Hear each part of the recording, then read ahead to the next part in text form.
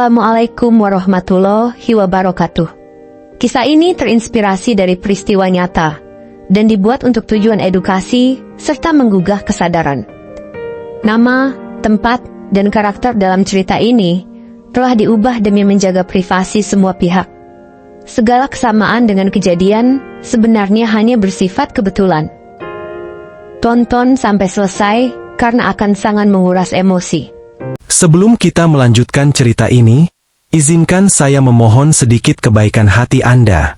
Dengan 1 like dan subscribe dari Anda, itu sudah sangat berarti bagi kami. Anda bukan hanya mendukung saluran ini, tetapi juga turut membantu perjuangan kami dalam menggapai impian dan menyelesaikan pendidikan. Setiap klik yang Anda berikan adalah bentuk doa dan dukungan yang tak ternilai bagi kami. Terima kasih, dari hati yang paling dalam. Hidup Arya terasa kosong sebelum ia bertemu dengan Nadira. Sebagai seorang pemuda desa yang sederhana, Arya tidak pernah membayangkan cinta akan datang melalui layar ponselnya, dari seseorang yang belum pernah ia temui. Setiap hari terasa sama. Bangun pagi, bekerja di ladang, pulang ke rumah, mengulang hal yang sama esok harinya. Hingga suatu hari, pesan dari seseorang yang tidak dikenal muncul di notifikasi media sosialnya. "Hai, boleh kenalan?"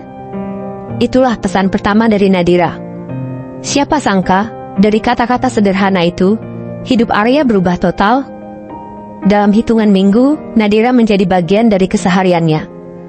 Namanya selalu terlintas dalam pikiran Arya, bahkan sebelum ia membuka matanya di pagi hari. Arya tak menyangka bahwa wanita berhijab yang tampak begitu anggun dan berwibawa ini akan mengisi kekosongan dalam hatinya. Nadira adalah harapan baru, impian baru. Ia percaya, di balik hijabnya tersembunyi kecantikan yang tak tertandingi. Seperti kesucian jiwanya yang terpancar dari setiap kata-kata manis yang ia kirimkan lewat pesan teks. Malam-malam Arya kini dipenuhi percakapan panjang bersama Nadira, bercanda dan berbagi impian tentang masa depan. Dan di sanalah, cinta mulai tumbuh. Cinta yang kuat, yang tak pernah ia ragukan. Cinta yang begitu Arya percayai akan membawa kebahagiaan. Namun, siapa yang tahu bahwa cinta ini adalah awal dari sebuah mimpi buruk yang tak terbayangkan. Segalanya terasa begitu alami dan indah. Di usia 26 tahun, Arya merasa dirinya sudah cukup dewasa untuk membangun sebuah hubungan serius. Nadira, wanita yang ia kenal di dunia maya, bukan hanya menarik secara fisik. Meskipun ia selalu muncul dengan hijab dan cadar, tetapi juga membuat Arya merasa dihargai dan dicintai. Setiap malam, mereka berbicara. Awalnya hanya obrolan biasa tentang hobi, pekerjaan, dan kehidupan di desa kecil tempat Arya tinggal. Nadira selalu tampak sangat perhatian, menanyakan tentang keseharian Arya. Apakah ia sudah makan? Bagaimana pekerjaannya hari itu? Perlahan, tapi pasti, percakapan mereka mulai berubah menjadi sesuatu yang lebih intim. Arya merasakan koneksi yang begitu dalam dengan Nadira. Seolah-olah dia adalah belahan jiwanya, yang selama ini ia cari. "Aku merasa tenang setiap kali mendengar suaramu, Nadira," kata Arya suatu malam setelah mereka berbicara selama berjam-jam di telepon. "Begitu juga aku, Arya. Kamu membuatku merasa aman," jawab Nadira lembut.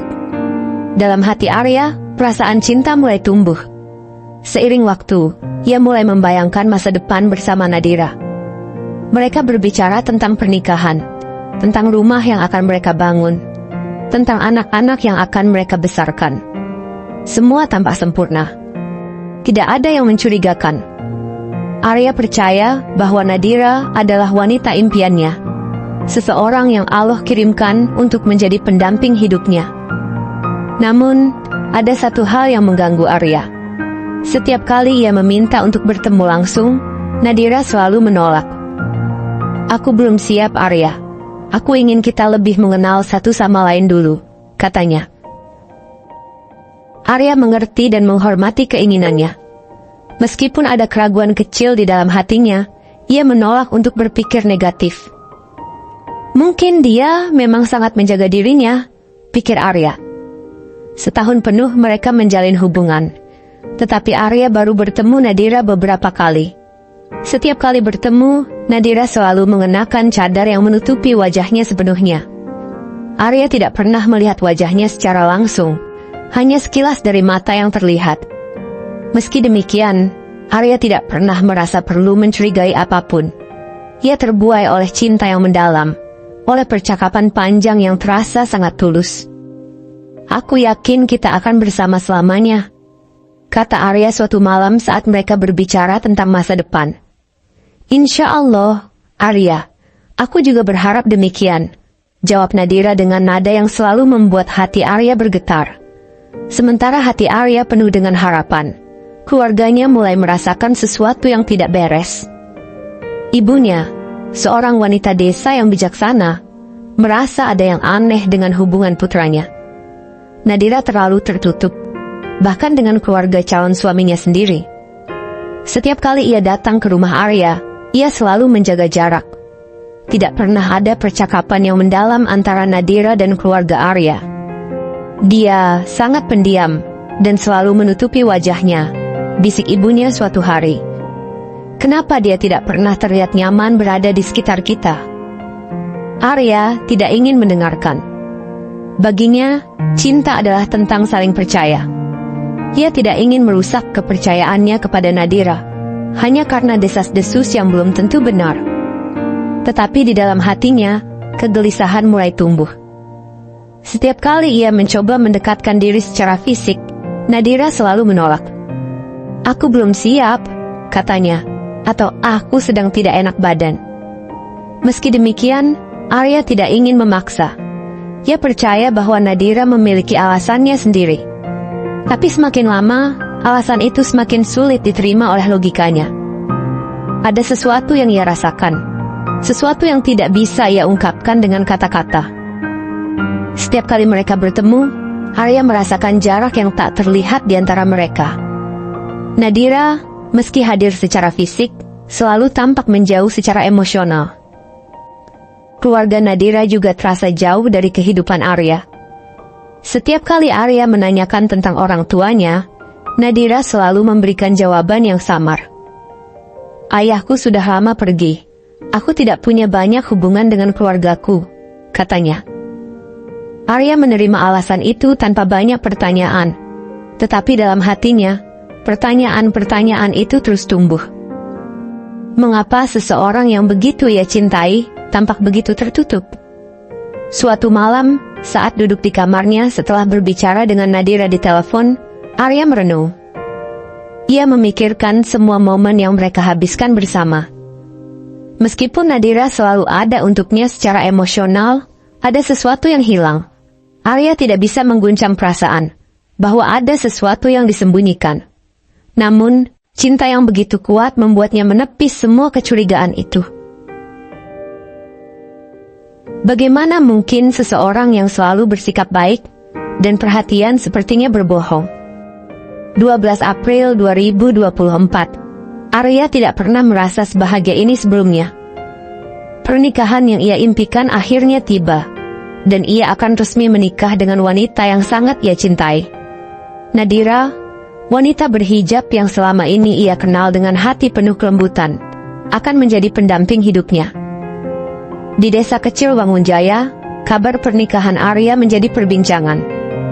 Semua orang menantikan hari besar itu, terutama keluarga Arya, yang meski merasa ada sedikit keganjilan, tetap mendukung penuh keputusan putra sulung mereka. Pernikahan sederhana itu dilangsungkan di rumah Arya, dengan hanya dihadiri keluarga dekat dan beberapa tetangga. Tidak ada keluarga dari pihak Nadira yang hadir. Tetapi ia menjelaskan hal tersebut dengan alasan, ayahnya telah lama pergi dan tidak bisa ditemui. Nadira bahkan meminta seorang tokoh agama setempat untuk menjadi wali nikahnya. Keputusan ini membuat keluarga Arya sedikit heran. Tetapi mereka tidak ingin memperkeruh suasana pada hari bahagia itu.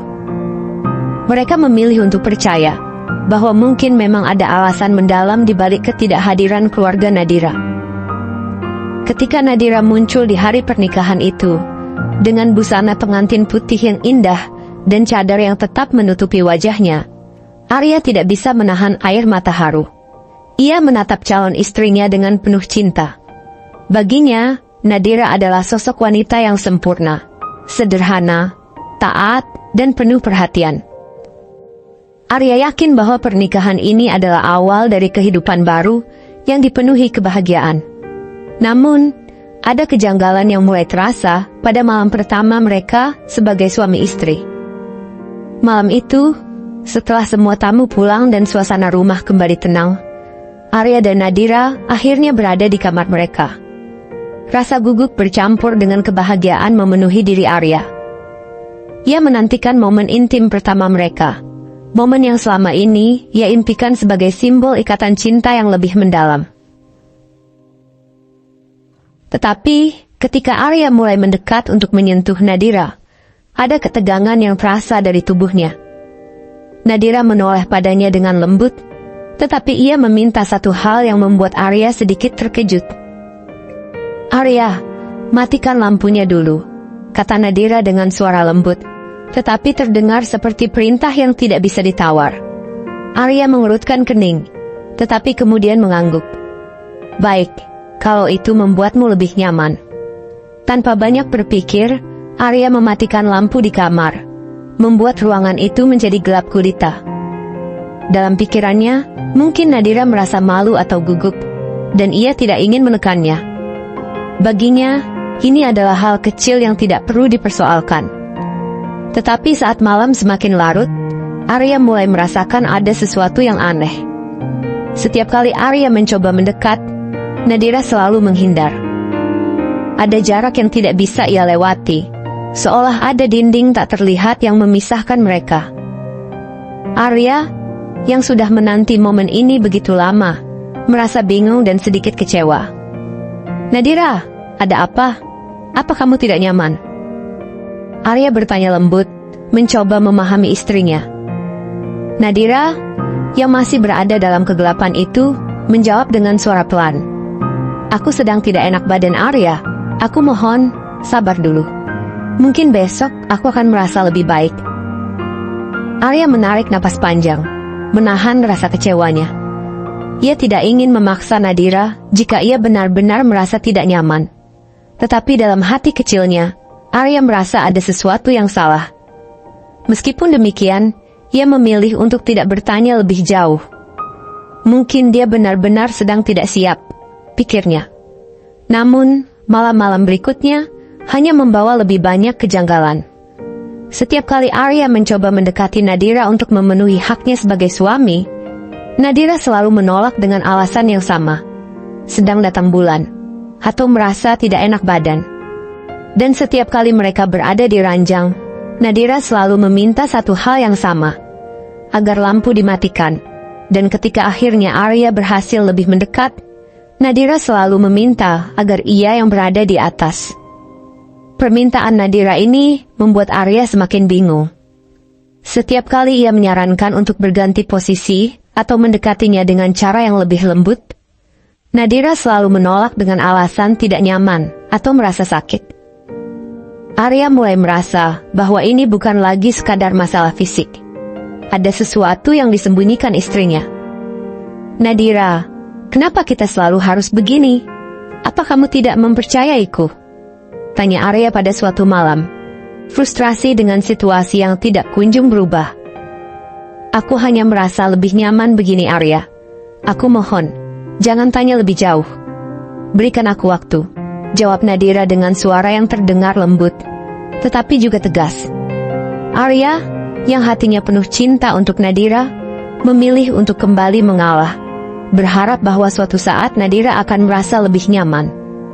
Tetapi, semakin lama, semakin sulit bagi Arya untuk menahan rasa curiganya. Ia mencintai Nadira, tetapi ada sesuatu yang tidak beres. Setiap kali mereka berhubungan, Nadira selalu meminta agar lampu dimatikan, dan ia selalu ingin berada di atas. Bahkan ketika Arya mencoba untuk menyentuh wajah atau tubuh Nadira, ia selalu menolak dengan cara halus tapi tegas. "Tidak, Arya. Aku tidak suka disentuh seperti itu, katanya, sambil menyingkirkan tangan Arya dengan lembut, tapi pasti. Setiap kali hal ini terjadi, Arya merasa semakin jauh dari Nadira, istrinya. Pernikahan yang ia impikan tidak berjalan seperti yang ia bayangkan. Dalam pikirannya, hubungan suami istri seharusnya penuh keintiman, saling terbuka, saling percaya. Tetapi apa yang ia rasakan sekarang adalah jarak yang semakin hari semakin besar. Arya merasa seolah-olah ada dinding besar yang tak terlihat di antara mereka.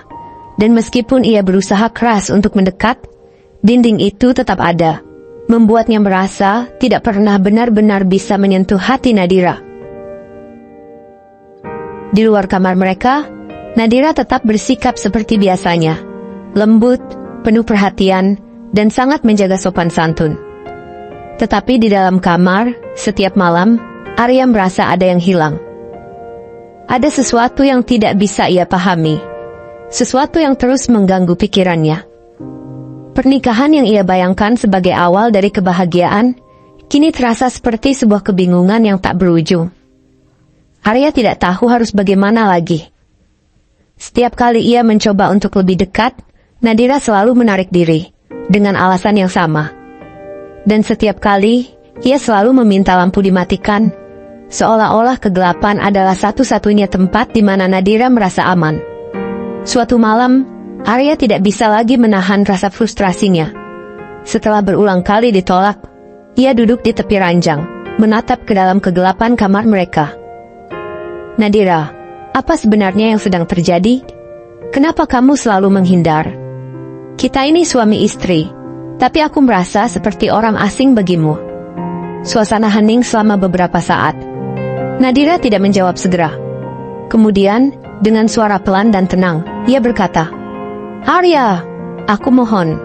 Aku hanya butuh waktu. Tolong sabar." Tetapi kali ini, Arya tidak bisa lagi menerima jawaban itu.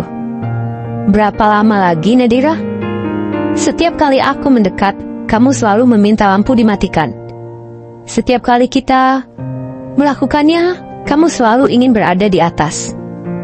Apa yang sebenarnya terjadi? Kenapa kamu tidak pernah membiarkanku menyentuhmu?" Dalam keheningan itu, Nadira tidak menjawab. Hanya ada suara nafas yang berat. Dan Arya tahu bahwa apapun yang disembunyikan Nadira, ia tidak akan mendapatkannya malam ini. Dengan hati yang hancur dan penuh kekecewaan, Arya berbaring di sisi tempat tidur, menatap ke arah langit-langit yang gelap. Pertanyaan-pertanyaan terus berputar di kepalanya, tetapi tidak ada satupun jawaban yang bisa memuaskan hatinya.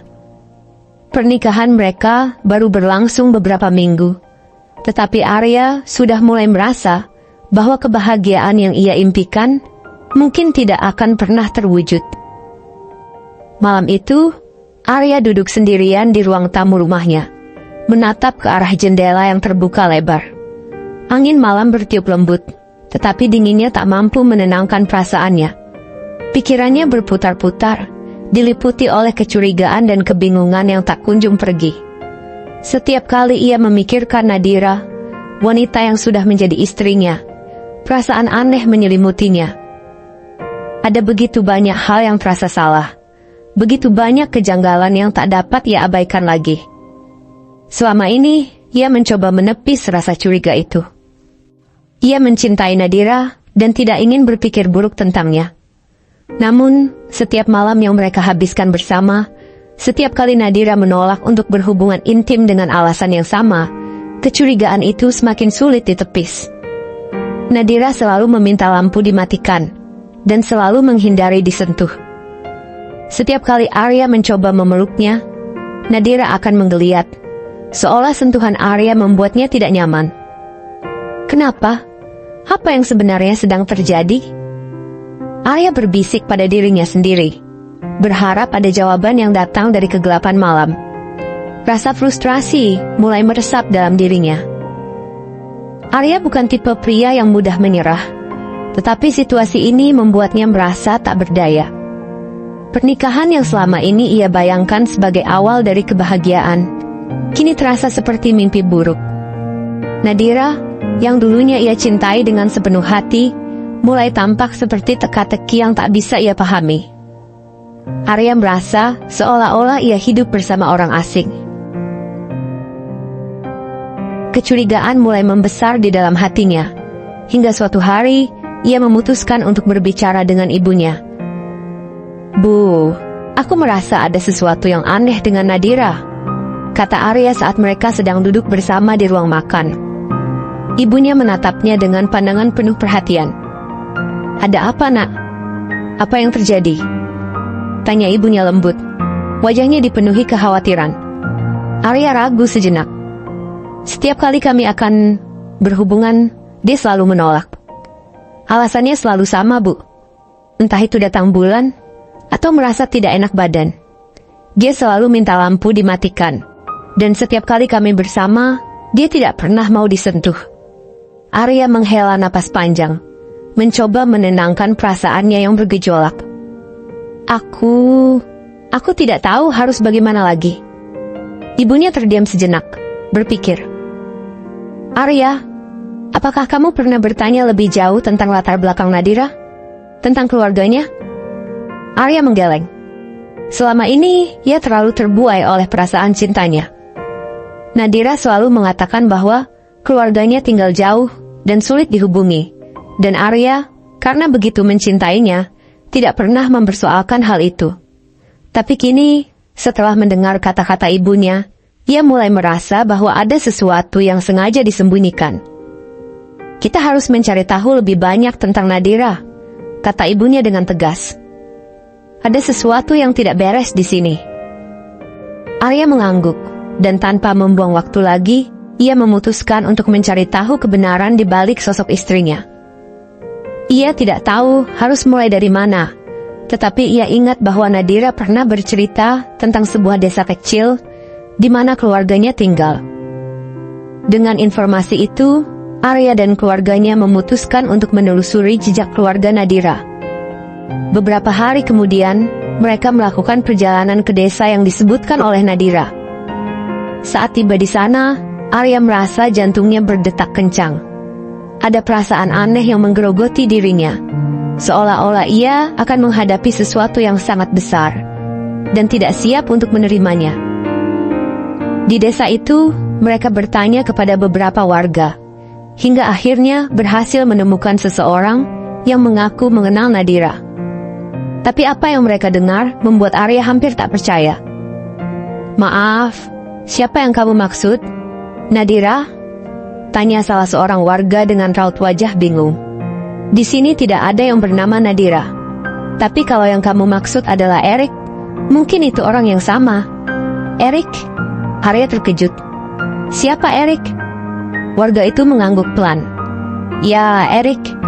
Dia tinggal di sini dulu sebelum pergi ke kota. Tapi Erik itu laki-laki, bukan perempuan." Kata-kata itu seakan menghantam Arya dengan keras. Ia merasa seolah-olah dunia di sekelilingnya tiba-tiba berhenti. "Laki-laki?" Arya mengulangi kata itu. Suaranya terdengar parau, nyaris tak keluar. "Ya, Erik adalah seorang pria. Dulu dia sering memakai pakaian perempuan. Tapi kami semua tahu dia laki-laki. Ada masalah di keluarganya dulu. Jadi dia pergi dari sini beberapa tahun yang lalu." Lanjut warga itu, tanpa menyadari betapa beratnya informasi yang baru saja ia sampaikan. Arya merasa tubuhnya bergetar. Kakinya lemas, hampir tidak bisa berdiri tegak. Seluruh dunia di sekelilingnya terasa seperti runtuh. Nadira, istrinya, wanita yang selama ini ia cintai, ternyata adalah seorang pria. Dengan kepala yang penuh kekalutan, Arya segera bergegas pulang. Dalam perjalanan kembali, pikirannya dipenuhi oleh ribuan pertanyaan yang tidak bisa ia jawab. Semua kenangan bersama Nadira, senyumnya, perhatiannya, kata-kata lembut yang pernah mereka ucapkan, semua terasa seperti lelucon kejam yang dimainkan atas dirinya. Sesampainya di rumah, Arya menghadapi Nadira, atau Erik, dengan kemarahan yang membara di dalam dirinya. "Nadira, atau siapapun kamu sebenarnya, apa maksud dari semua ini?" Arya berkata dengan suara bergetar, penuh emosi. Matanya menatap tajam ke arah sosok di depannya, yang dulu ia yakini sebagai wanita yang ia cintai. Nadira, yang sekarang Arya tahu sebagai Erik, terdiam, wajahnya pucat. Dia tahu saat itu akan tiba, saat kebenaran tak lagi bisa disembunyikan. Dengan suara yang nyaris tak terdengar, Erik akhirnya membuka mulut. "Maafkan aku, Arya. Aku tidak pernah bermaksud menyakitimu. Aku hanya ingin dicintai. Aku tidak pernah bisa mencintai sebagai diriku yang sebenarnya. Jadi aku berpura-pura menjadi seseorang yang lain." "Apa?" Arya tersentak. Dadanya terasa sesak. "Jadi semua ini, setahun kita bersama, semua itu hanya kebohongan?" Erik menundukkan kepala. Air mata mengalir di pipinya. "Aku hanya ingin melarikan diri dari masa lalu. Aku pernah disakiti, Arya. Dulu aku mencintai seorang wanita. Tapi dia mengkhianatiku. Aku hancur, dan aku berpikir, mungkin kalau aku menjadi orang lain, aku bisa merasa utuh kembali. Aku tahu ini salah. Tapi semakin lama aku menjalani kebohongan ini, semakin sulit bagiku untuk berhenti." Arya tak bisa menahan diri lagi. Amarah, sakit hati, dan rasa pengkhianatan meledak dalam dirinya. "Kamu menipuku. Kamu membuatku percaya bahwa aku menikahi wanita yang aku cintai. Tapi ternyata, kamu bukan siapa yang kamu katakan." Erik menangis, tetapi air matanya tidak mampu meredakan kemarahan Arya. Aku tahu aku salah. Aku hanya ingin kamu mengerti. Aku tidak pernah bermaksud menyakiti kamu. Aku benar-benar mencintaimu, Arya. Dalam cara yang salah, aku tahu. Tapi perasaanku kepadamu tulus." Arya terdiam, tidak mampu memproses apa yang baru saja ia dengar. "Cinta? Kamu bicara soal cinta? Kamu tidak tahu apa artinya cinta. Cinta bukan kebohongan. Cinta adalah kejujuran, saling percaya. Kamu menghancurkan semua itu." Erik hanya bisa menangis dalam diam. Di tengah kemarahan Arya, ia tahu bahwa tidak ada penjelasan yang bisa membenarkan apa yang telah ia lakukan. Dan pada saat itu, Arya merasa dunianya benar-benar runtuh, hancur oleh pengkhianatan yang tak pernah ia bayangkan. Hari-hari setelah pengungkapan itu adalah hari-hari paling kelam dalam hidup Arya. Ia tidak bisa menghadapi kenyataan bahwa orang yang ia cintai dengan begitu tulus ternyata adalah seorang penipu. Setiap malam, Arya terjaga, memikirkan semua kebohongan yang telah disampaikan Nadira atau Erik. Hatinya terasa hampa, seolah-olah semua warna dalam hidupnya telah menghilang. Aku begitu bodoh.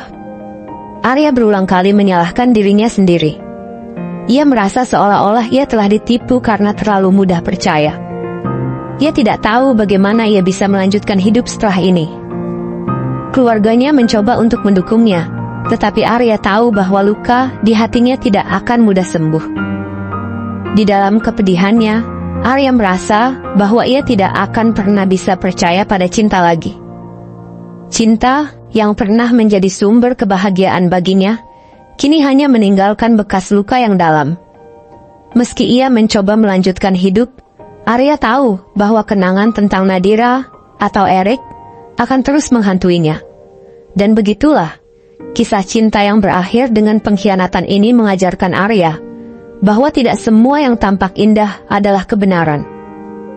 Kadang, cinta yang paling tulus sekalipun bisa berubah menjadi mimpi buruk yang menghancurkan hati. Saya ucapkan terima kasih bagi kamu yang sudah subscribe dan berkomentar di video ini. Saya doakan semoga panjang umur, sehat selalu, bahagia dunia akhirat, dan kaya raya. Wassalamualaikum warahmatullahi wabarakatuh.